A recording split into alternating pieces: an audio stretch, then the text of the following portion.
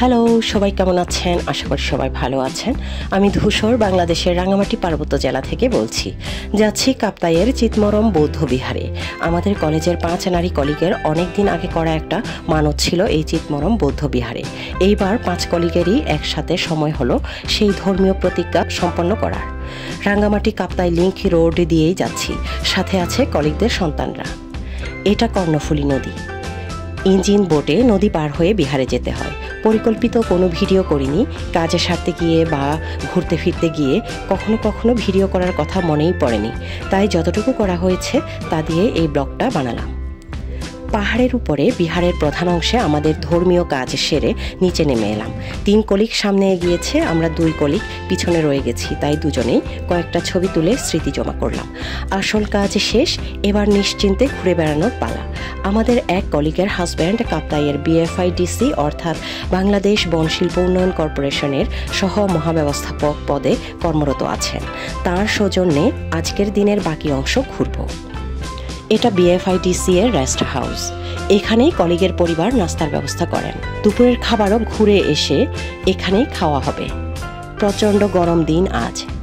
এখানে বেশ আরামে রেস্ট নিয়ে ও নাস্তা করে বের হলাম কাপ্তাই জলবিদ্যুৎ কেন্দ্রের উদ্দেশ্যে। এসব রেস্ট্রিক্টেড এরিয়ার ভিতর ঢুকতে গেলে স্পেশাল পারমিশন লাগে। কলিগের হাজব্যান্ড সেটা ম্যানেজ করেছেন। এই হলো কাপ্তাই বাঁধের স্লুইস গেট। আজ দেখলাম রেস্ট্রিকশন অনেকটা শিথিল। অনেক আগে ছাত্র জীবনে যখন এসেছিলাম তখন দেখেছি কোনো প্রকারেই ছবি বা ভিডিও করা নিষেধ। এবার দেখলাম আমরা ছাড়া আরও যারা বেড়াতে এসেছেন তারা ছবি তুলছেন, ভিডিও করছেন। আমরাও তাই কিছু ছবিও তুলে নিলাম, ভিডিও করে নিলাম। গুগলে বা ইউটিউবে এই বাঁধের বিষয়ে বিস্তারিত আছে, তাই এখানে আর সেই দুঃখজনক ইতিহাস টানলাম না। বাঁধে দেখে সরাসরি চলে গেলাম বিদ্যুৎ উৎপাদন প্লান্টে। এটা বাইরের অংশটা, ভিতরে ভিডিও বা ছবি তোলা নিষেধ।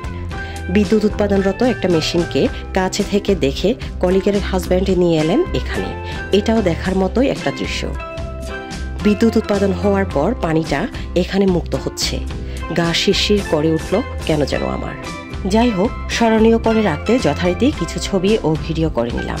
তবে ব্লগ বানাবো এমন পরিকল্পনা ছিল না, কারণ রেস্ট্রিক্টেড এরিয়ার ছবি বা ভিডিও ব্যক্তিগতভাবে সংগ্রহে রাখলেও তা আসলে পাবলিকলি পাবলিশ করা যাবে কিনা সন্দেহ ছিল। পরে ইউটিউবে অনেক ভিডিও খুঁজে পাওয়ার পর সিদ্ধান্ত নিলাম অন্তত এই দিনটার স্মৃতিকে ধরে রাখতে হলেও ব্লগটা বানাবো।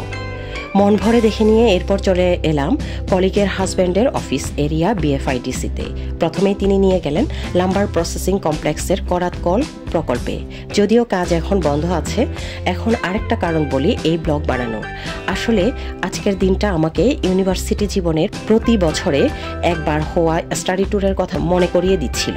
পুরোটাই অবিকল সেরকম, কেবল শিক্ষকদের শাসন আর ফিল্ড নোটবুক হাতে তাদের পেছন পেছন দৌড়ানোর চাপটা নেই। সেটা না থাকায় যেমন স্বস্তিতে জায়গার ইতিহাস, এসব প্রতিষ্ঠানের কার্যক্রমগুলো শুনছি, তেমনি নিশ্চিন্তে ঘুরে ফিরে সময়টাকে উপভোগও করতে পারছি। কোনো স্টাডি ট্যুরই আমি কখনো এনজয় করিনি। এত চাপ নিয়ে কোনো কিছু উপভোগ করতে পারি না আমি। তবে আজ মন ভরে উপভোগ করছি পুরো সময়টা। যদিও আবহাওয়া প্রচণ্ড গরম। করাতকলের কাজ, বিশাল বিশাল কাঠের লগ দেখে বিস্ময় লাগে। মানুষ কিভাবে অসম্ভবকে সম্ভবে পরিণত করেছে ভেবে। কলিগের হাজব্যান্ড এবং এখানে কর্মরত যারা আছেন সবাই খুব আন্তরিকতার সাথে কাঠের প্রসেসিংয়ের প্রতিটা ধাপ দেখালেন, বোঝালেন। এইসবের ফাঁকে ছবি তোলা হলো, কিছু ভিডিও করা হলো। এই মেশিনটা দিয়ে কাঠের উপর নকশা ডিজাইন করা হয়। এর নাম সম্ভবত CNC মেশিন বা কম্পিউটার নিউমেরিক্যাল কন্ট্রোল মেশিন। সব দেখে ওনার অফিসে গিয়ে কিছুক্ষণ রেস্ট নিলাম সবাই। তারপর ওখান থেকে আবার রেস্ট হাউসে ফিরলাম লাঞ্চের জন্য। এবার রেস্ট হাউসের রুমগুলিতেও গেলাম এবং কিছু সময় রেস্ট নিলাম, কারণ প্রচণ্ড গরমে আমরা টায়ার্ড। যদিও আনন্দের কমতি ছিল না। সেখানে লাঞ্চে বিশাল আয়োজনের মাধ্যমে আপ্যায়িত হয়ে রেস্টে নিতে নিতে 5 কলিগ গল্প করলাম আরও কিছুক্ষণ। ফটো সেশন করা হলো এরপর। আর হয়তো কখনো আসাও হবে না, বা আশা যদি হয়ও এই মানুষগুলো একসাথে থাকবো না, তাই স্মৃতিগুলোকে ছবি করে ধরে রাখা। তারপর আর কি, ফিরতি পথ ধরি সুন্দর একটা সময় কাটিয়ে মন ফুরফুরা করে আবার শুরু করলাম রেগুলার জীবনযাপন। ধন্যবাদ কলিগ পরিবারকে আর অন্য কলিগদেরকেও। সবার স্বতঃস্ফূর্ততায় সুন্দর একটা দিন স্মৃতিতে জমা হলো। যারা এই ব্লগ দেখে আনন্দ ভাগ করে নিলেন তাদেরকেও অনেক শুভেচ্ছা ও ভালোবাসা। সবাই ভালো থাকবেন, সুস্থ থাকবেন।